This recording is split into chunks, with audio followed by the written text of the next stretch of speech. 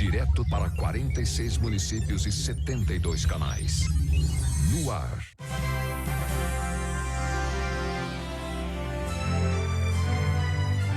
Link Vanguarda. Aqui em Taubaté, quem trabalha em um shopping da cidade não está tendo sossego para voltar para casa, não. Essas pessoas estão sendo assaltadas no ponto de ônibus que fica bem em frente ao shopping. Além de frequentes, os roubos acontecem a qualquer hora do dia. Essas duas mulheres que preferem não mostrar o rosto trabalham em lojas nesse shopping de Taubaté.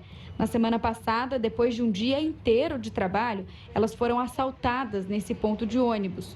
Uma delas tinha acabado de receber o pagamento. Eles sacaram a arma, abordaram eu e ela e falaram, não reage e passa tudo. Parece que eles já sabem o dia que a gente recebe, o horário que o pessoal sai, o horário que passa o ônibus. A ação foi muito rápida. Os bandidos estavam armados e levaram tudo que estava com elas. Foi menos de 5 minutos, chegou os dois rapazes abordando e pediu a bolsa, pediu tudo e acabou levando. Desde quando eu estou aqui, faz um mês e meio, não passa a polícia aqui. Nem mesmo a câmera de monitoramento do COI, que fica bem próximo ao ponto de ônibus, inibe a ação dos bandidos.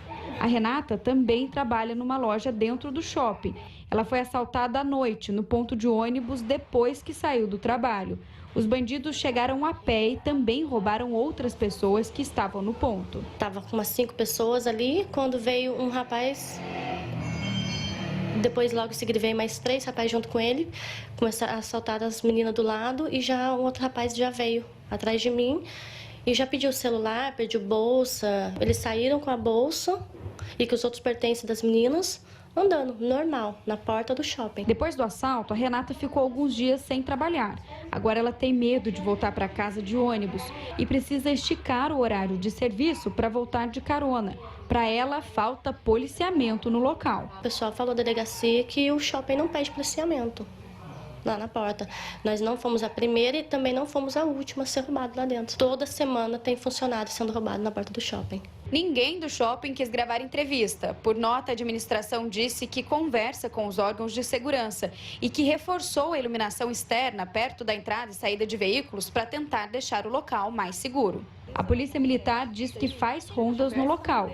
Mesmo assim, de maio até agora, foram registradas 9 ocorrências de furto e roubo nos arredores do shopping. Por ser também uma região com grande fluxo de pessoas, existia o comércio do shopping, o comércio ali na região, com certeza é realizado o patrulhamento preventivo da Polícia Militar ali. Sempre que ele desconfiar de uma pessoa em atitude suspeita também, ligar imediatamente o 90 para que a viatura possa até o local fazer o patrulhamento preventivo. A Polícia Civil considera baixo o número de ocorrências, mas o delegado diz que os crimes estão sendo investigados. A gente pede é que as pessoas, sempre que sejam alvos de furto ou de roubo, que venham até o distrito policial. Além de chamar a atenção da gente para o local, as pessoas podem trazer muitas coisas válidas para ajudar essa investigação. Ela pode trazer um veículo que os autores estejam usando, roupas, detalhes que a gente não tem e que possa, então, fazer com que a investigação tenha sucesso e nos leve até os autores. Eu não consigo chegar perto do ponto de ônibus, eu já começo a tremer. Não tem horário para ser assaltado aqui, é toda hora. Até a gente no ponto de ônibus, eles veem que tem bolsa, alguma coisa e levar. Não importa se é uma vítima ou se são 10 vítimas. É obrigação da polícia investigar e prender os bandidos para que esses crimes não aconteçam mais, né? A gente mostrou aí na reportagem que tem uma câmera do COI bem em frente ao ponto de ônibus. A gente solicitou as imagens, mas a prefeitura disse que as ações dos bandidos não foram registradas. A estudante de 17 anos, de Jacareí, que morreu durante uma excursão na Bahia, estava com a gripe H3N2. A doença foi confirmada pela Secretaria de Saúde de Porto Seguro. O corpo dela foi enterrado ontem. Parentes e amigos se despediram de Giovana Marçom na tarde dessa segunda-feira em Jacareí. A jovem tinha 17 anos e morreu durante uma viagem de formatura para Porto Seguro, na Bahia. No sábado, ela passou mal e foi socorrida, mas morreu na madrugada de domingo. Inicialmente, a suspeita era de que ela tinha contraído o tipo H1N1 da doença, mas um comunicado divulgado pela Prefeitura de Porto Seguro apontou como causa da morte a gripe H3N2. Familiares informaram que a adolescente tinha se vacinado contra a doença. O exame confirmou ainda que as duas adolescentes que tiveram contato direto com a jovem também estão com a doença. Elas seguem internadas em hospitais de Porto Seguro. A padronização, o protocolo previsto pelo Ministério da Saúde, foi adotado pela vigilância, né, do município e está sendo monitorado, né, as pacientes que estão internadas no hospital, as duas, né, que tiveram contato com a turista que veio a óbito, né? Segundo o colégio onde a Giovana estudava, a excursão foi organizada pelos pais dos alunos e feita por uma agência. A escola de Jacareí disse que acionou 9 estudantes que estiveram na viagem para poderem comparecer à vigilância epidemiológica da cidade e passar por exames. A empresa Forma Turismo, responsável pela viagem, informou que lamenta o ocorrido e que prestou atendimento à Giovana e às demais alunas. De São José dos Campos, a vigilância epidemiológica confirmou mais 2 mortes por gripe H1N1 na cidade. Uma das vítimas era um adolescente de 19 anos que tinha paralisia cerebral. O outro caso é de um idoso de 64 anos. As 2 vítimas morreram no fim do mês passado. Então, com esses casos, já são 3 mortes por gripe em São José. Então, começando em São José dos Campos, 27 casos confirmados, 3 mortes. Aqui embaixo nós temos a informação de Taubaté. São 32 casos confirmados e 4 pessoas que já morreram por causa da doença. Em Pindamonhangaba são 4 casos confirmados. Litoral, Caraguatatuba, 1 caso confirmado. Também tem mais informação do litoral, são 2 casos confirmados em Ubatuba, 1 morte na cidade e em São Sebastião, 3 casos confirmados da influenza, tudo isso em 2019. O parquinho tá aqui, ó, segue firme e forte, as férias continuam, então a nossa Blitz continua também até o último dia de férias.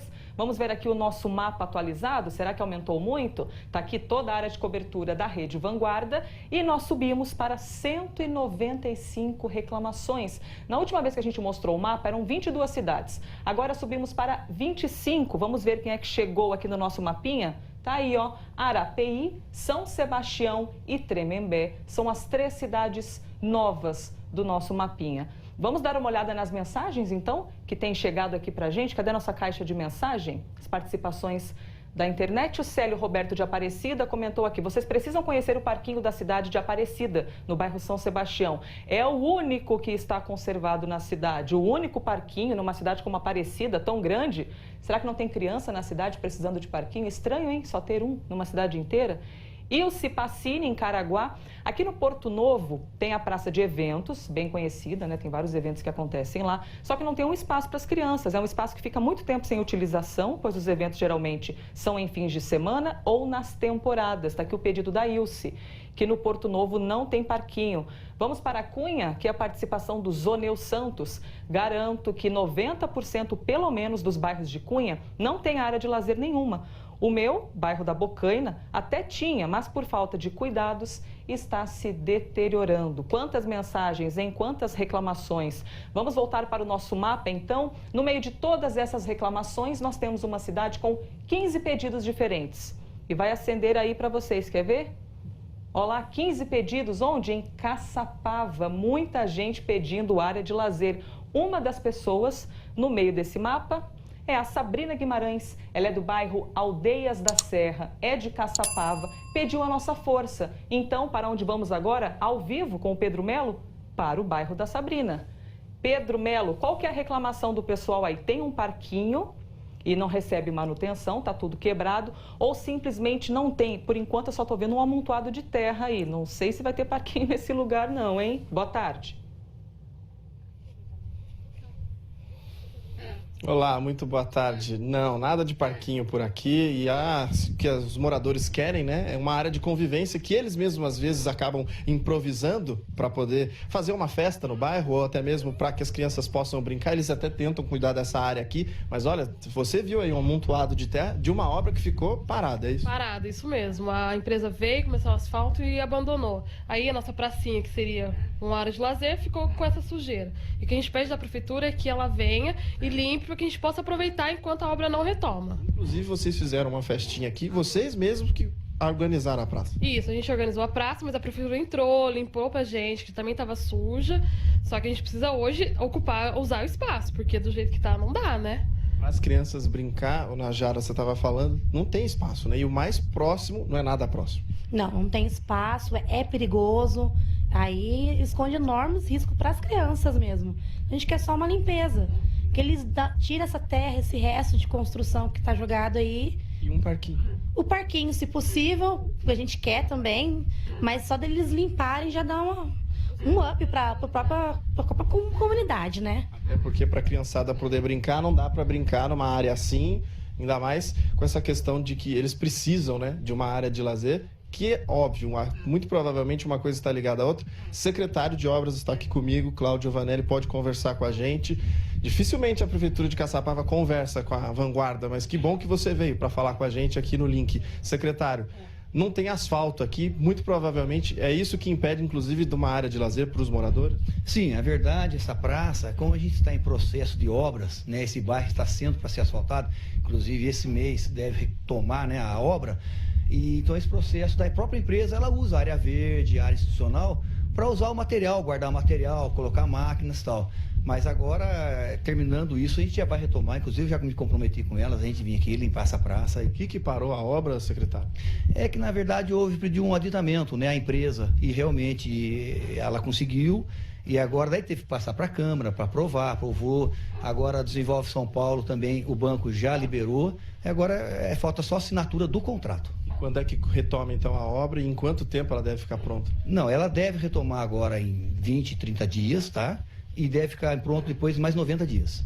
Certo. Ficando pronto aqui, tendo asfalto, aí é possível colocar uma área de lazer. Não é a sua secretaria, você estava me adiantando isso antes do ao vivo, mas se você vai levar esse pedido para o secretário que é responsável para isso, para que pelo menos nas férias de julho do ano que vem, porque para janeiro a gente imagina que vai ser muito difícil. Não, já me comprometi com as meninas aí, né? Vou deixar limpo aqui e eu vou falar com o secretário de Cultura para a gente tentar colocar um parquinho aqui, né? Inclusive porque foi promessa quando vocês assumiram. Elas disseram que quando a prefeitura assumiu aqui a cidade, ficou prometido uma academia ao ar livre e um parquinho justamente para essa área aqui. A gente volta aí para o estúdio.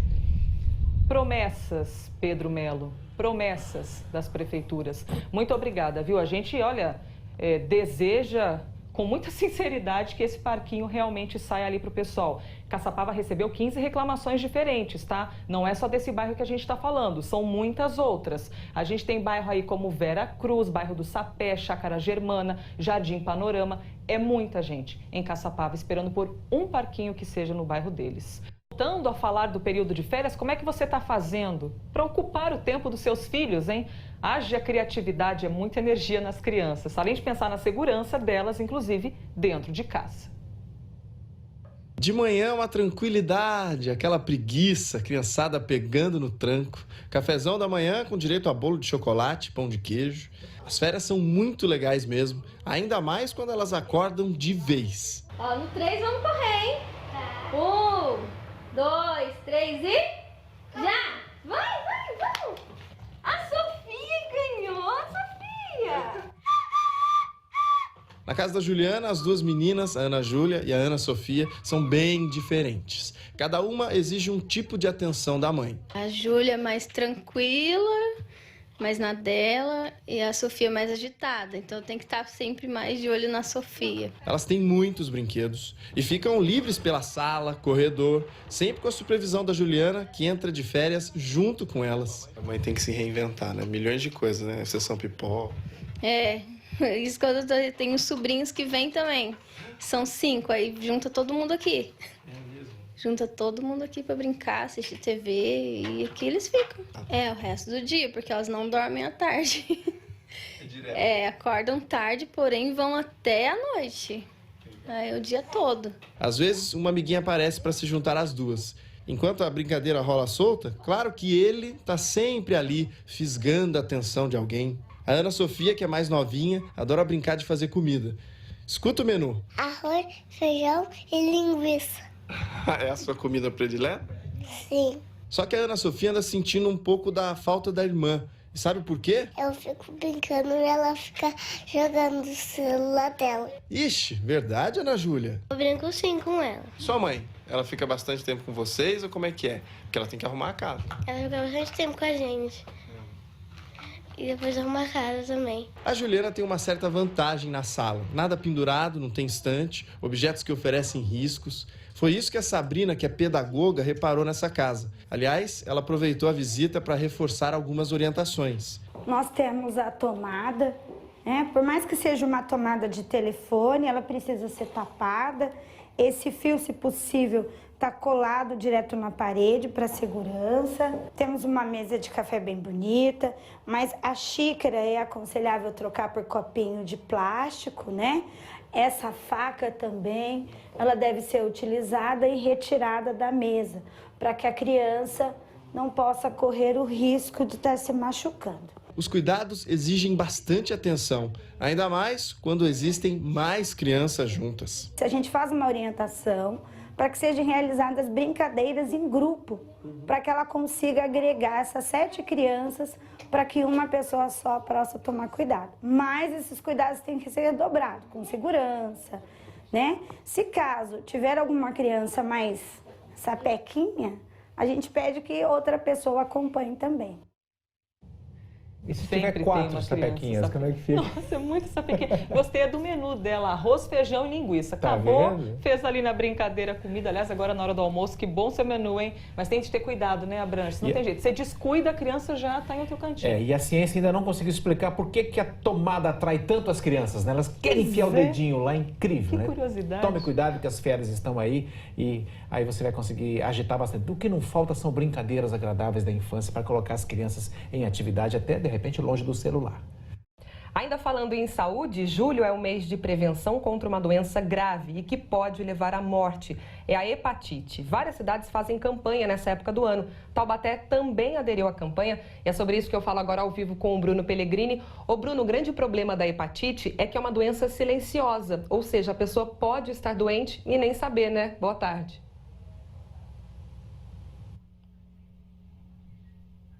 Exatamente, é isso que a gente estava conversando aqui, inclusive. É uma doença silenciosa, muitas pessoas nem sabem que tem hepatite. E olha, no ano passado foram registrados 108 casos da doença.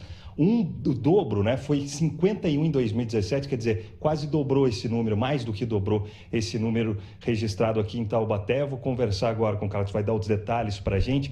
Esse aumento considerável aí, vocês conseguiram identificar por quê? Houve realmente o aumento, porém, uma grande parte foi uma melhora na detecção dos casos. Com todos os postinhos da cidade também realizando o teste rápido, houve uma melhora na quantidade de pessoas testadas e aí pudemos identificar mais pessoas contaminadas. O teste rápido, como é que é? É muito facinho, é um furinho no dedo, tira uma gotinha de sangue, coloca ali na plaquinha, pinga o reagente, em 10 minutinhos está pronto o resultado, já dá para saber se a pessoa está contaminada ou não. Tem vários tipos de hepatite, quais são as mais comuns e o tratamento? Normalmente a que a gente mais tem é a hepatite A, a B e a C. A não causa muito problema, né? O problema maior é a hepatite B e a C, porque elas ficam crônicas no organismo, né? A hepatite B pode desenvolver até um câncer do fígado e a hepatite C desenvolve até uma cirrose no fígado, né? Tá certo, agradeço, obrigado pela sua participação. O Carlos estava me falando aqui que o maior número de casos de hepatite registrado no ano passado se deu entre os homens. E aí vamos lembrar então as 38 unidades de postos de saúde aqui de Taubaté, tem esse teste rápido, como ele falou, aí aproximadamente 10 minutos, a pessoa só precisa levar um documento com foto para fazer o teste. Thalita? Ou seja, teste rápido, né? Não dói nada e é de graça, tem que fazer, né, Bruno? Obrigada aí pelas suas orientações. O Hemonúcleo de Taubaté também está precisando de doações. O estoque de sangue caiu 30% de junho para julho. E a demanda é grande, viu? O Hemonúcleo de Taubaté abastece 25 hospitais da região. Todos os tipos de sangue são necessários, mas principalmente o O negativo e o B negativo. As doações costumam cair nessa época do ano, não só por causa do frio, mas também por causa das doenças respiratórias, como a gripe, né? Doenças respiratórias como a gripe que impedem a pessoa de doar sangue. Aliás, se a pessoa estiver tomando algum antibiótico, ela não pode doar, viu? Agora, quem está com a saúde em dia pode e deve ajudar. O Hemonúcleo de Taubaté fica na Avenida Inglaterra, no Jardim das Nações, e o prédio funciona de segunda a sábado, não tem desculpa para não doar. A morte da adolescente, também as notícias dessas mortes em São José dos Campos, a doença também em outras cidades, acabam acendendo um alerta, né, contra a gripe. E aí várias pessoas estão enviando perguntas para a gente pela rede social e a gente tem recebido a todo tempo esses questionamentos. Então a Daniela Lopes vai conversar com a gente agora ao vivo para ajudar a esclarecer todas essas dúvidas. Não tem jeito, né, Dani? São tantos casos e doenças diferentes, as pessoas acabam ficando até um pouco confusas, né, sobre qual sintoma é de uma doença, o que fazer em tal doença. Isso mesmo, viu, Elisa? Boa tarde para você e a todos. É por isso que eu estou aqui com o secretário de Saúde de São José dos Campos, Danilo Stanzani, para tirar todas essas dúvidas. Inclusive, agora há pouco, ocorria uma reunião aqui entre a equipe da Secretaria de Saúde e a gente quer saber, tem relação também com essa excursão para Porto Seguro? Porque alunos de São José dos Campos também foram para essa excursão, né, secretário? Boa tarde. Boa tarde, exatamente. A gente tem uma lista de 101 alunos de São José dos Campos que também estavam em excursão em Porto Seguro. Ok. E aí vai ser feito algum tipo de ação para poder, aqui em São José dos Campos, orientar tanto os hospitais quanto as pessoas sobre isso? Então, a gente tem notificado já 3 casos além da menina que faleceu, com diagnóstico, né, de influenza. Então, todos os contactantes que tiveram em ambiente fechado com essas pacientes receberão a quimioprofilaxia, a medicação antiviral.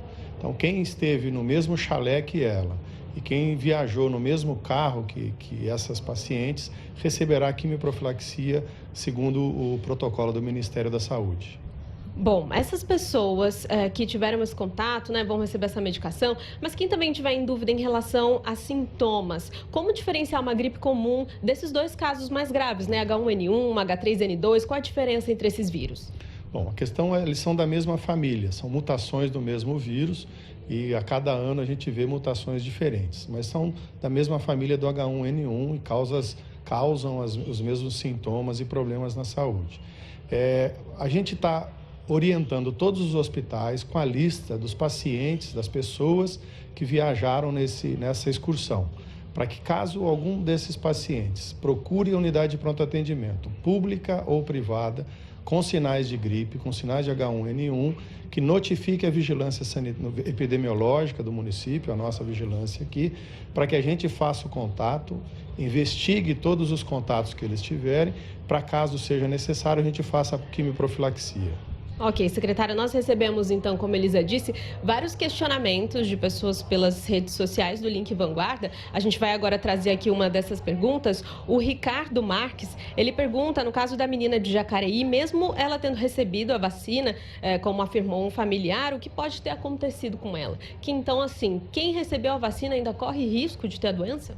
Então, a vacina da gripe, ela é uma mistura de pedacinhos dos principais vírus que acometeram a região no ano passado. Então, eles fazem uma mistura desses fragmentos de vírus para fazer uma vacina. O que pode acontecer, são algumas causas que podem ter acontecido, esse vírus ser um vírus mutante, então ele não estava presente na vacina que foi extraída do ano passado, ou mesmo o organismo da paciente, da Giovana, não ter reagido à vacina e não ter criado anticorpos. Essas são as principais possibilidades. O que fala a favor de uma mutação é a agressividade do vírus, né? Ela ficou doente num dia e veio a óbito no dia seguinte. Isso mostra um vírus muito agressivo, provavelmente é um vírus mutado, com alguma diferenciação genética dele que o tornou mais agressivo. Temos aqui mais alguma pergunta. Vilma Liberato, de Jacareí, ela pergunta quais as diferenças de gripe e resfriado. O que acontece com o corpo humano aí quando pega esse vírus? Então, o resfriado é uma coisa mais leve, vem com coriza, tosse, febre baixa, né? Não traz tanto comprometimento generalizado. A gripe já tem febre mais alta, normalmente vem com mialgia, dor muscular muito forte, dor de cabeça muito forte e uma prostração importante, né? Dificultando as atividades normais do paciente. São causados por vírus diferentes, né? A gripe que a gente vem tendo problema agora, que teve esse problema de Jacareí, é o influenza, que é o H1N1 e a família dele, realmente traz comprometimento maior do organismo. Secretário, tem ainda a pergunta da Ana Lúcia Mendes, também enviou pela rede social. Ela pergunta se o vírus da H1N1 pega pelo ar. se tem diferenças aí de transmissão a todos esses diferentes vírus. É a mesma forma, através de gotículas de saliva ou contato, se você limpa o nariz e cumprimenta outra pessoa, você transmite o vírus para essa outra pessoa. Então, é da mesma forma dos aerosóis que a gente acaba transmitindo. Por isso é fundamental. Primeiro, a vacina é confiável e segura, deve ser tomada todos os anos. Tem alguns escapes, sem sombra de dúvida, mas sem ela é muito pior. E evitar ambiente fechado, lavar com frequência as mãos, não usar a mão para proteger a tosse, o espirro, porque a mão você vai acabar cumprimentando outra pessoa e transmite o vírus para outras pessoas. Ok, bom, o Edivaldo, ele pergunta qual a diferença entre os vírus, a gente já falou por aqui, mas se a vacina que ele tomou no postinho combate esses dois. Então as pessoas que tomaram vacina podem se sentir seguras, mas mesmo assim tem que tomar outros cuidados. Sem sombra de dúvida, a gente vacina principalmente as pessoas numa população de risco, então os acamados, idosos, crianças, gestantes, né? Mas se o paciente tem asma, tem alguma outra doença crônica, ele também é vacinado, ela é segura, causa proteção, diminui em 17% o número de internações no sistema público de saúde, então ela é bastante segura, mas como eu falei, pode ocorrer mutação dos vírus e também pode ter uma cepa nova que não foi colocada na vacina que a gente coleta do ano anterior. A vacina distribuída pela rede pública de saúde é a mesma que é distribuída na rede particular? Exatamente, a mesma vacina. Ok, lembrando que a campanha de vacinação contra a gripe já aconteceu esse ano e, segundo a Secretaria de Saúde, não adianta, na rede pública não tem mais, é só no ano que vem. A gente devolve para o estúdio, Elisa. Dani, muito bem esclarecido, obrigada, viu? Agradeço também ao secretário a gentileza de ter vindo conversar com a gente, esclarecer essas dúvidas. É muito natural, né, que no meio de tantas notícias, que sejam de Jacareí ou de São José, de outra cidade, que as pessoas fiquem preocupadas quando a gente fala de saúde, né? A gente não quer sofrer com isso, nem perder quem a gente ama por qualquer questão de saúde. Vocês podem colocar a caixa de mensagem de novo aqui na tela para mim? Só quero ler mais uma mensagem. Uma telespectadora disse que adoeceu esses tempos. Aqui, ó, a Liliana, o relato da Liliana Cristina de São José. Um mês atrás eu estava internada com H1N1. Foram 16 longos dias da minha vida. Hoje estou melhor a cada dia. E o meu filho, quando tinha 7 anos, também teve. Foram 14 dias de isolamento. Está aqui o relato da Liliana. E obrigada a todos vocês que mandaram os questionamentos. É muito importante ter a participação de todo mundo, porque no fim a gente faz o jornal para vocês que estão assistindo. Então tomara que as dúvidas tenham sido esclarecidas, né, Abranches? É isso daí. Inclusive a gente fica até pensando assim, sabe aquela gripe que você pode ter tido aí 15, 20 dias aí para trás, que te incomodou, te deixou na cama, chateado? Pensa numa H1N1 ou H3N2 que é 10 vezes pior. Consequências terríveis que acabam complicando mais ainda. Daí a importância de tomar a vacina para deixar mais branda os resultados, o impacto de uma vacina, de uma gripe como essa no seu corpo. Tem que tomar a vacina para se proteger. Em Aparecida, o comandante da Guarda Municipal, Giovanni Galli, e o subcomandante Francisco Vettori foram afastados dos cargos pela Justiça. Segundo denúncia do Ministério Público, o comandante teria permitido que a esposa dele usasse o carro oficial por mais de uma vez e também favorecesse outros funcionários com o pagamento de horas extras. Os dois respondem por improbidade administrativa. A Prefeitura informou que já determinou o afastamento dos dois servidores e que eles vão recorrer da decisão. Falando, inclusive, de litoral, vamos falar da travessia das balsas entre São Sebastião e Ilhabela. Está fechada nesse momento por causa dos ventos fortes. De acordo com a DERSA, a operação foi suspensa por volta das 8 da manhã, quando os ventos no canal chegaram aos 62 km por hora, com rajadas intensas. Por segurança, a travessia só pode ser feita no limite de 46 km por hora. Segundo a DERSA, não há previsão para que o serviço seja retomado. Isso porque há chance ainda de piora no tempo no litoral no decorrer dessa tarde. Pessoal, mais um recadinho do litoral, viu? A rodovia Rio Santos está interditada nesse momento no quilômetro 29, ali no trecho de Ubatuba. A informação que a gente tem é que os índios guaranis da aldeia Boa Vista estão fazendo um protesto para pedir mais assistência à saúde. Essas fotos aí que vocês estão vendo foram enviadas pela Igis Teixeira, que está presa no congestionamento. A Polícia Rodoviária Federal disse que está no local tentando liberar o trânsito pelo acostamento. E é claro que a gente vai atualizando as informações desse protesto, inclusive no nosso site G1. Você já viu a imagem que tá bombando de um filhote de baleia jubarte nadando junto com a mãe. Eles foram vistos aqui no nosso litoral, um destaque do G1. Então eu convido você a clicar nesse link para poder ver aqui, ó, biólogos registram baleia adulta com um bebê jubarte no litoral de São Paulo. Isso aqui foi em Ilhabela. Eu vou subir um pouquinho mais para a gente chegar até o vídeo. Cadê? Ah, era aqui em cima mesmo, Elisa. Deixa eu ver, vamos clicar. Pronto.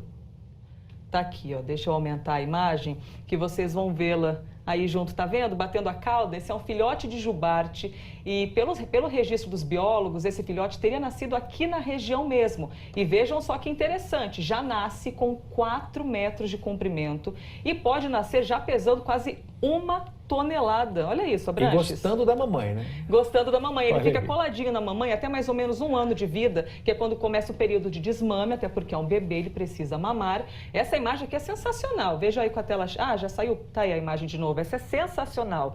Ele passa esse 1 ano inteiro mamando, afinal de contas é um bebê, e os dois estão indo juntos para Abrolhos, no sul da Bahia, que é onde as baleias jubarte vão namorar. Elas se encontram lá no sul da Bahia. É a hora que ele começa a desmamar da mamãe. Depois de 1 ano, né? Hoje nós queremos atender o pedido de 2 pessoas aqui da região que enviaram mensagens para a gente. A primeira é a Eliana de Taubaté, que falou: sei que é difícil, mas quando assisto o jornal, gostaria de ver só coisas boas. Esse é o pedido da Eliana. Pena que a gente nem sempre gera notícias boas apenas. A gente acaba mostrando tudo, inclusive notícias boas. Viu? A gente reflete a sociedade aqui no jornal. Mara de Paula de Taubaté, geralmente ouvimos muitas reclamações, então eu gostaria de assistir notícias de pessoas que fazem a diferença. Vamos então mostrar pessoas que fazem a diferença onde vivem. O Link do Bem é um quadro para contar exemplos de pessoas que fazem justamente isso. O bem, pessoas que se doam ao próximo. A história de hoje é de São José dos Campos. Vamos conhecer o Instituto Quero Doar.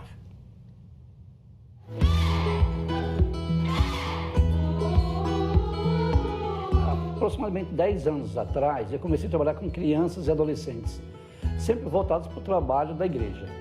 Tá? E isso aí acabou acendendo em mim o desejo de melhorar isso. O que mais que eu poderia fazer? Então aí surgiu o projeto e esse nome, Instituto Quero Doar, porque a nossa ideia realmente é doar uma vida melhor para as nossas crianças e adolescentes.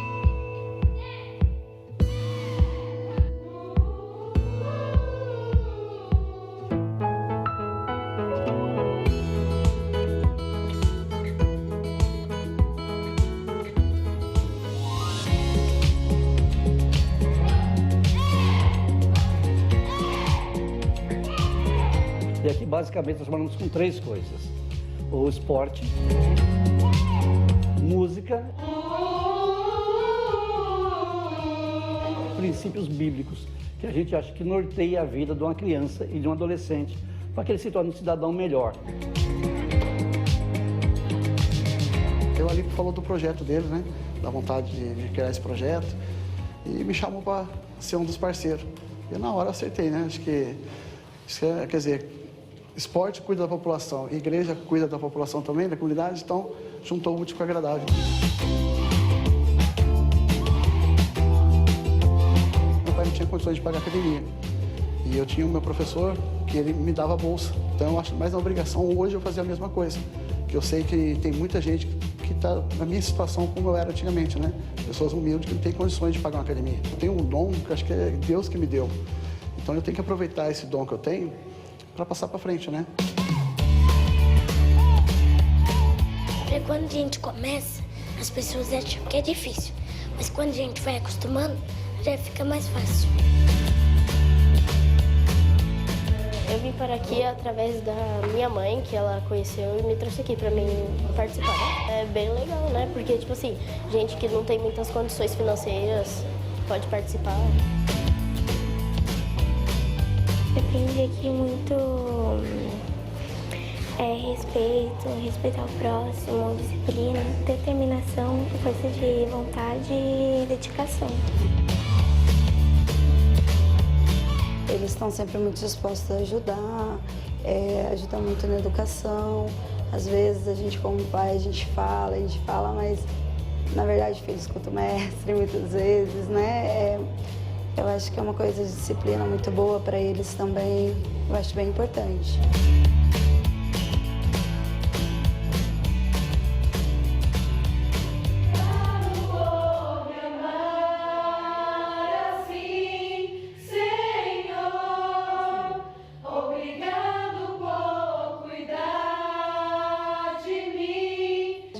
já faz aula de violão aqui, já há mais de um ano. Aí quando surgiu a oportunidade da aula de canto, já conversei com a Alípio, já quis de primeira fazer já. Toda a minha família é integrada no Ministério de Louvor da igreja. Meu esposo toca, meu filho canta. E eu queria acompanhar eles, né? Como eu só cantava no chuveiro, o Roger tá me ajudando. Obrigado por cuidar de mim, Senhor. Muitos deles participam de outras coisas nas igrejas deles, então tem a oportunidade de aumentar essa corrente, né? Então você aprende aqui, você lança ali um pouco mais e todo mundo vai aprendendo e crescendo. A minha vida a ti, como sacrifício, minha oferta. Hoje a gente atende adultos também, mas o foco principal são crianças e adolescentes de 4 a 18 anos. Hoje nós temos 4 núcleos, nós temos aqui no Monte Castelo, temos no Santa Júlia, temos em Caçapava, temos uma parceria no Telesparque, mas eu atendo também em 3 quadras que são da prefeitura, na ideia de tentar trazê-los de volta, tirar desse meio, né, com tanta dificuldade, que é viver perto das drogas, perto das bebidas. O pessoal me pergunta se o projeto só atende crianças carentes. E eu falo que não. Por que nós atendemos todas as classes sociais? É que eu costumo dizer que as drogas, ela chegou em todos os níveis sociais. Eu perdi muito amigo no crime, né, que não teve opções. Então, o pouco que eu faço, eu consigo tirar um da rua. E eu vejo hoje meus alunos, tudo professor, dando aula, outro ser médico, outro é engenheiro. Isso é uma gratificação enorme para mim. A gente trabalha conceitos de vida, né? É educação, é caráter, é obediência aos pais, obediência ao professor. E isso também é uma forma de se doar, não é? Quando a gente transmite valores para essas crianças.